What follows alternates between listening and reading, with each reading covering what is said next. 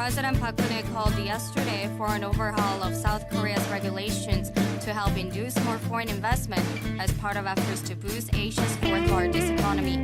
Foreign direct investment in South Korea dipped at 1.5% last year to $35.07 billion US dollars, down from $35.59 billion in 2013, according to the government data.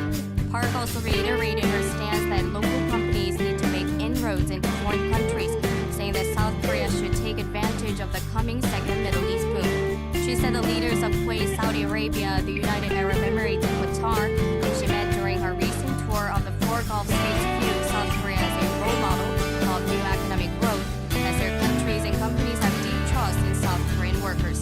South Korea has a competitive edge in healthcare and information and communications technology, areas into which oil-rich Middle East countries are pushing to tap as part of their efforts to diversify their economic portfolios ahead of the inevitable advent of a postal era.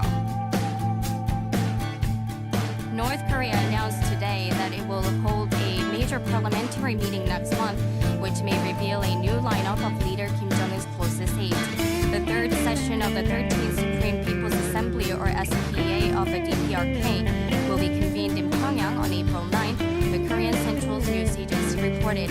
It will be the first regular session of the Assembly this year. The SPA is the legislative body of the communist nation, composed of 687 representatives from across the nation.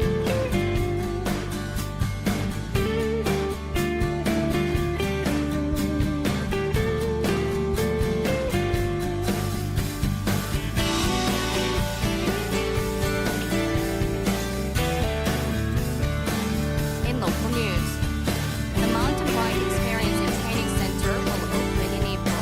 The center, designed for mountain bikes, was built in a 10,000 square meter area in Hamyang Ecological Park near Nakhan River. The city has invested 500 million won into the construction of this mountain bike experience and training center, as well as a pumper track and bicycle training center for children. The city plans to complete the construction by this month. The Workplace Childcare Center, open for all companies in the Loksan National Industrial Complex, is planned to be built in Gangseong. An official from the Bukbu branch of Busan Regional Ministry of Employment and Labor said 12 companies located in the industrial complex have formed a consortium for the establishment of the Workplace Childcare Center. The childcare center, which will be built in a site inside of the industrial complex, jointly owned by the Busan Metropolitan City and Busan National University, will be a two-story building with a gross area of 850 square meters. Due to regional budget cuts, the free school lunch program in Gyeongnam will be suspended beginning next month. Yesterday, the Gyeongnam Provincial Council passed the bill for education support for children of working-class families, with 44 out of 55 members voting in favor of the proposal. The previous expenses for free school meals subsidized by the Gyeongnam government will now be distributed in the form of education vouchers to 220,000 students.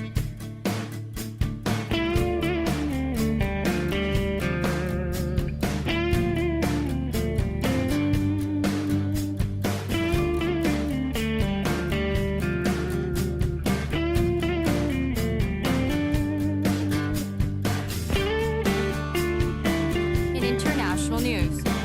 Japanese and Chinese foreign and defense officials met for high-level security talks in Tokyo on Thursday.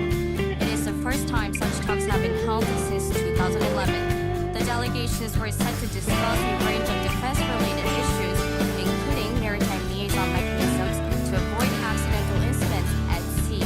The heads of the delegations, Japanese Deputy Minister for Foreign Affairs Shinsuke Tsuyama and Liu Jianchao, Special Envoy of the Chinese government and Assistant Foreign Minister, both agree that the talks will open doors to further strengthening of the Japan-China relationship.